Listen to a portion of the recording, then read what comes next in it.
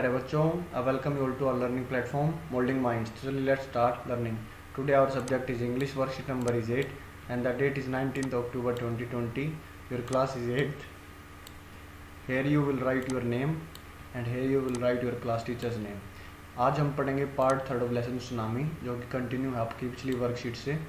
आपने वर्कशीट 7 में you read about the behaviour of animals, आपने एनिमल्स के व्यवहार के बारे में पढ़ा था, डॉग्स, बर्ड्स, एलिफेंट्स और फ्लेमिंगोज के बारे में। अगर आप भूल गए हैं तो ऊपर दिए गए बटन पर आप क्लिक कर सकते हैं और वीडियो को आप दोबारा से देख सकते हैं। Animals can do amazing things, जो एनिमल्स हैं वो काफ़ी अद्भुत चीज़ें कर सकते हैं। टास्क 1 में हमें क्या है, find out and right at least one amazing fact about each of the following creatures.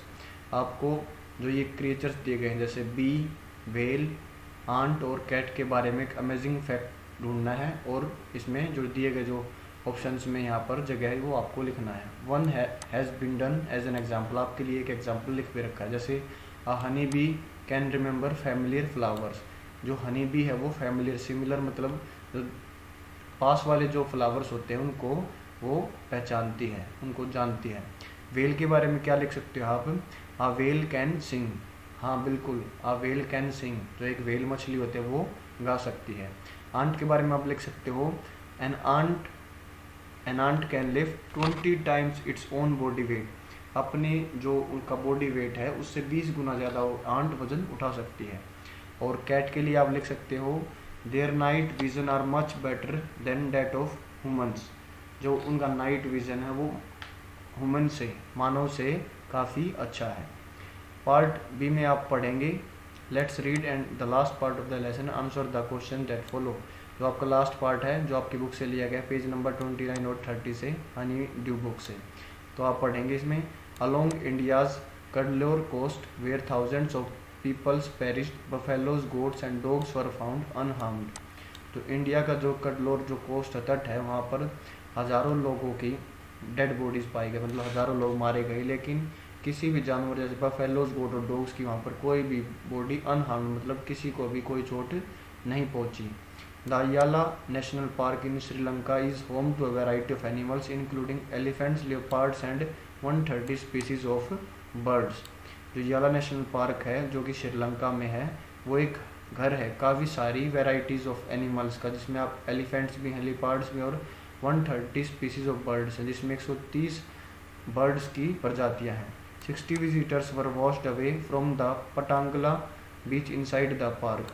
जो 60 विजिटर्स थे जो इस पार्क में थे वो वॉश्ड अवे, वो पानी के साथ ही बह गए। But no animal carcasses were found. Carcasses होता है डेड बॉडी ऑफ एनिमल्स, कि किसी भी एनिमल की डेड बॉडी वहाँ पर नहीं मिली, एक्सेप्ट फॉर 2 वाटर बफेलोज। सिर्फ 2 जो बफेलोज थी जो वहाँ पर पानी पी रही थी, सिर्फ उनकी वहाँ पर डेड बॉडीज़ मिली। About an hour before the tsunami hit, 1 घंटे के बाद जब सुनामी वहाँ पर आई, people at Yala national park has observe 3 elephants running away from the Patanangala बीच।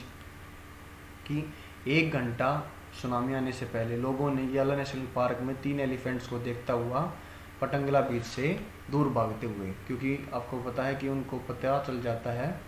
आज श्रीलंकन, आगे बढ़ते हैं, Sri Lankan gentleman who lives on the coast near Galle said his 2 dogs would not go for their daily run on the beach।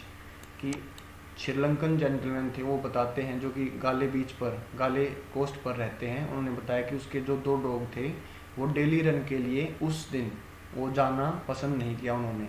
They are usually excited to go on this outing. वो आमतौर पर वो जाना के लिए काफ़ी उत्साहित रहते थे, लेकिन उस दिन उन्होंने बिल्कुल रिफ्यूज़ कर दिया, मना किया। ही सेड, उन्होंने कहा। But on that day they refuse to go and most probably saved his life. और उस दिन उन्होंने मना किया और इसकी वजह से ही जो उनके जो ओनर थे उनकी लाइफ बच गई। तो यहाँ पर हम एक्सरसाइज करनी है इसके बाद, और ये एक्सरसाइज भी बिल्कुल सिंपल है। इसमें क्या फर्स्ट क्वेश्चन है, dash park is being discussed in the above passage, it is in Sri Lanka. तो वो कौन सा पार्क है, यहाँ पर आप पढ़ेंगे याला नेशनल पार्क है। कौन सा पार्क है वो, Yala national park. 60 dash we got washed away from the Patanangala beach, कौन सा है, 60 visitors. In Galle the dogs refuse to go to the beach with their master because they could sense an approaching disaster, क्योंकि उन्हें जो आने वाला जो डिजास्टर थे, जो दुर्घटना होने वाली थी, उनके बारे में उन्हें पता चल चुका था, क्योंकि वो सेंस कर सकते थे, समझ सकते थे, सूंघ सकते थे। Fourth, a newspaper reporter visited Yala National Park after tsunami help him complete his report, उनकी जो रिपोर्ट उनको कंप्लीट करने में सहायता करी। Number of species of bird कितनी मिली थी? 130। Number of visitors washed away from the Patanangala beach 60। And number of animals carcass found in national Yala national park is, वहाँ पर कौन कितनी डेड बॉडीज मिली थी? 2 बफेलोज की।